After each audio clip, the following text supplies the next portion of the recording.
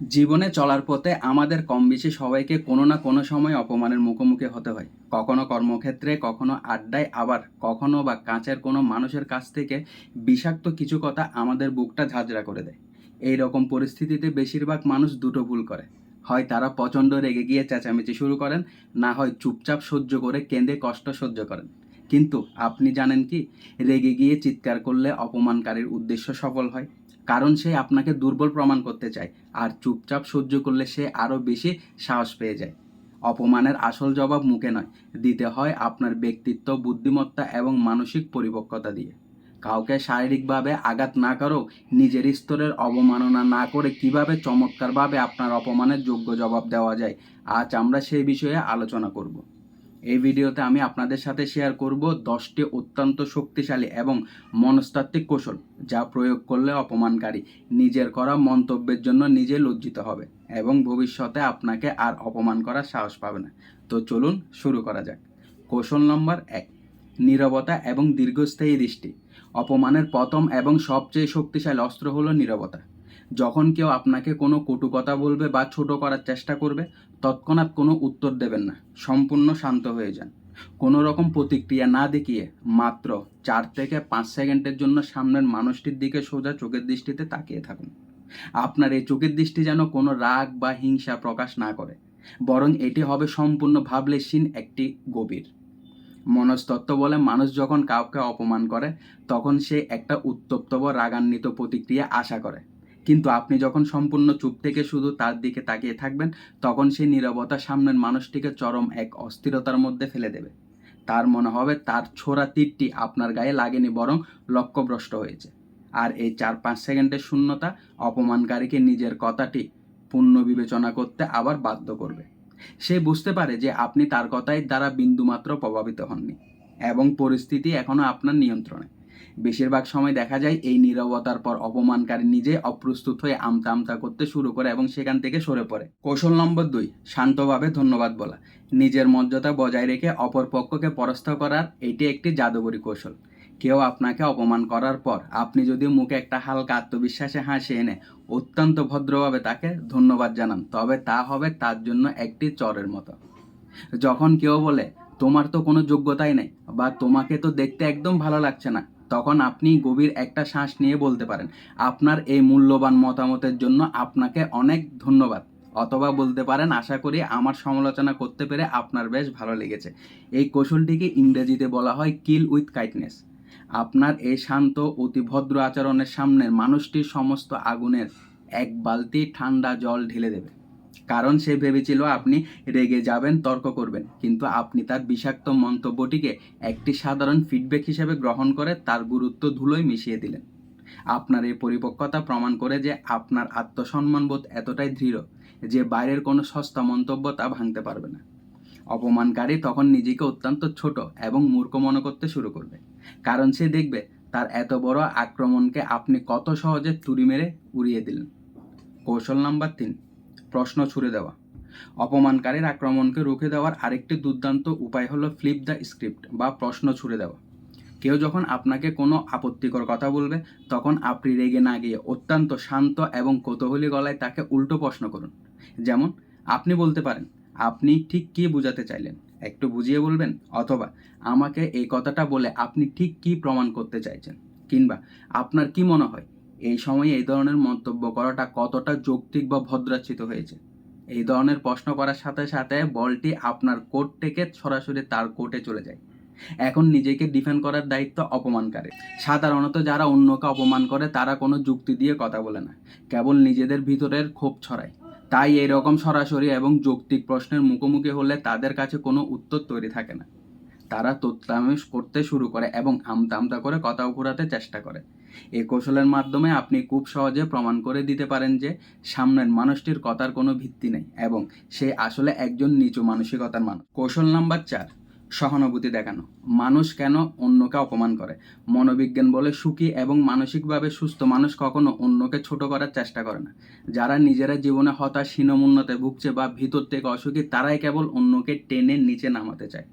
এই সত্যটি মাথায় রেখে আপনি যদি অপমানকারীকে উল্টো সহানুভূতি দেখান, তবে তার অহংকার এক নিমিষে গুড়িয়ে যাবে। কেউ আপনাকে ছোট কথা বললে আপনি তার দিকে একটু মায়াবী বা চিন্তিত চোখে তাকিয়ে বলতে পারেন, আজ মনে হয় আপনার দিনটি মোটেও ভালো যায়নি, তাই না? সব কিছু ঠিক আছে তো? অথবা বলতে পারেন, আপনার মনের ভিতরে নিশ্চয়ই কোনো কষ্ট বা ক্ষোভ আছে, যার কারণে আপনি এত তেতো কথা বলছেন। চাইলে আমার সাথে শেয়ার করতে পারেন।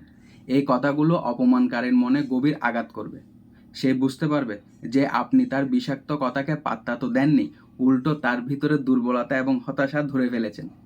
একজন আক্রমণকারীকে দয়া বা সহানুভূতি দেখানো হলো তাকে সবচেয়ে বড় মনস্তাত্ত্বিক পরাজয় উপহার দেওয়া, যা তাকে স্তব্ধ করে দেয়।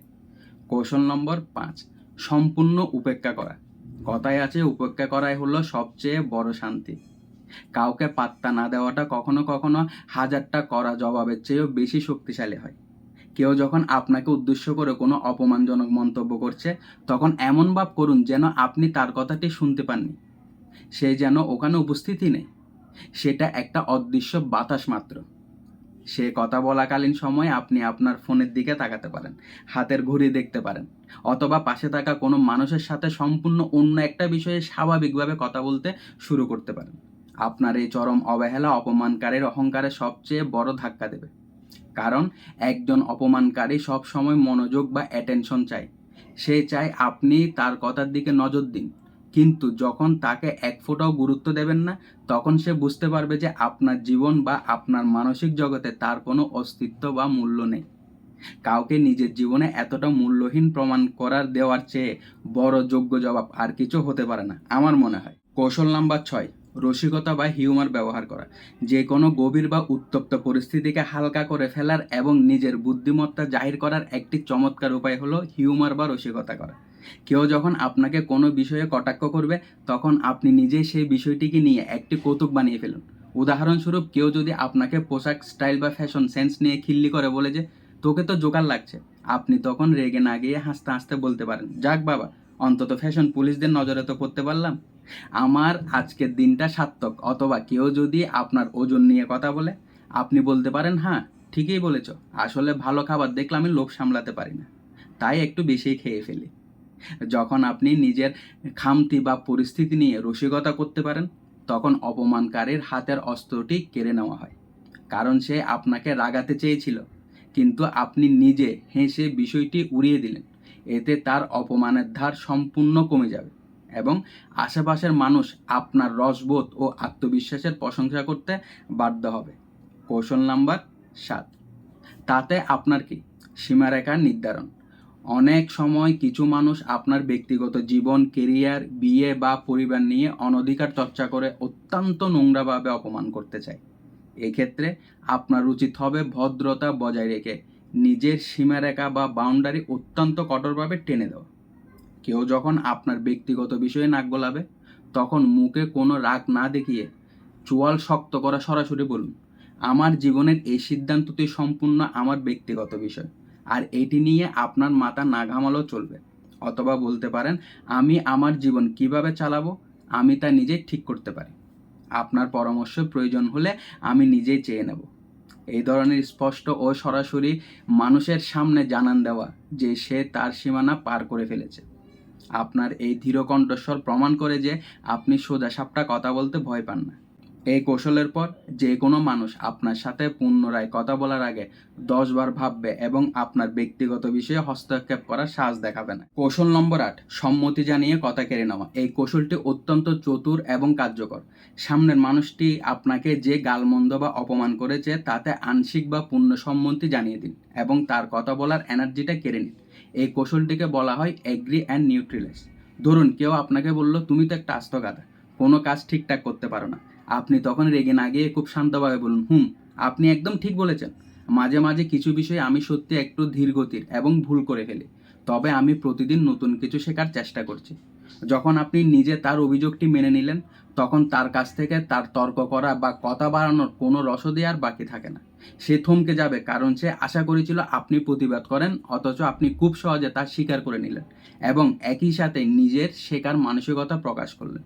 এর ফলে তার অপমানের তীব্রতা 1 সেকেন্ডে শূন্যে নেমে আসে এবং পরিস্থিতি সম্পূর্ণ শান্ত হয়ে যায়।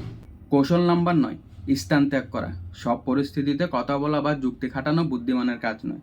কিছু মানুষ থাকে অত্যন্ত নিচু স্তরের এবং ঝগড়ুটে, যাদের উদ্দেশ্য থাকে কাদা চোরাচুরি করা। যদি আপনি বুঝতে পারেন যে পরিবেশটা অত্যন্ত নোংরা এবং সেখানে কোনো ভদ্রতা বা যুক্তির স্থান নেই, তবে নিজের সম্মান ও মানসিক শান্তি বাঁচাতে সবচেয়ে ভালো কৌশল হলো সেখান থেকে তৎক্ষণাৎ উঠে চলে যাওয়া। তবে যাওয়ার আগে একটা শেষ বার্তা দিয়ে যান। খুব শান্ত এবং গম্ভীর গলায় বলুন, এই স্তরের কথাবার্তা শোনার মানসিকতা বা সময় কোনোটাই আমার নেই। আপনি যখন সুস্থভাবে কথা বলতে পারবেন তখন আসবেন। এই কথাটি বলে আর 1 সেকেন্ডও সেখানে দাঁড়াবেন না, সোজা হেঁটে চলে যান। আপনার এই চলে যাওয়াটা কাপুরুষতা নয়, বরং এটি প্রমাণ করে যে আপনার সময়ের মূল্য অনেক বেশি এবং আপনি নিজেকে কতটা সম্মান করেন। অপমানকারীকে তার নিজের নোংরামের মধ্যে একা ফেলে রেখে চলে যাওয়াটা এক চরম শিক্ষা দেয়। কৌশল নম্বর 10, নিজের সফলতা দিয়ে জবাব দেওয়া। এটি হলো পৃথিবীর সবচেয়ে বড় এবং সবচেয়ে মধুর প্রতিশোধ। যখন কেউ আপনাকে অপমান করে, আপনাকে অক্ষম বলে, আপনার স্বপ্ন নিয়ে উপহাস করে, তখন সেই মুহূর্তে মুখে কোনো কথা বলবেন না। আপনার সমস্ত রাগ, সমস্ত ক্ষোভ এবং কষ্টের নিজের ভেতরের জ্বালানি বা এনার্জিতে রূপান্তরিত করুন। সেই অপমানকে মনে গেঁথে দিন এবং কঠোর পরিশ্রম শুরু করুন। নিজের কেরিয়ারের, নিজের পড়াশোনা বা নিজের জীবনে এমন এক অভাবনীয় উচ্চতায় নিয়ে যান যা দেখার পর অপমানকারীর মুখ এমনিতে বন্ধ হয়ে যেতে বাধ্য হয়। ইংরেজিতে একটি বিখ্যাত কথা আছে, success is the best revenge. যেদিন আপনি সফল হবেন সেদিন আপনাকে তার মুখে কিছু বলতে হবে না।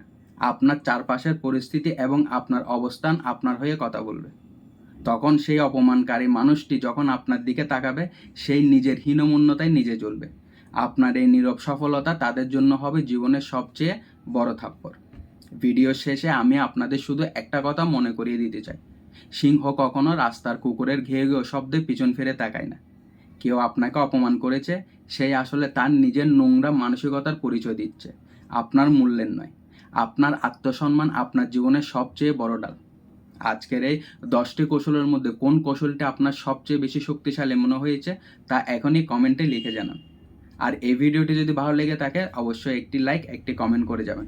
আর মানো পজিটিভিটি এই চ্যানেলে নতুন হলে চ্যানেলটিকে একটি সাবস্ক্রাইব করার জন্য অনুরোধ করছি। তো সে পর্যন্ত সবাই ভালো থাকবেন, সুস্থ থাকবেন। দেখা হচ্ছে পরের ভিডিওতে।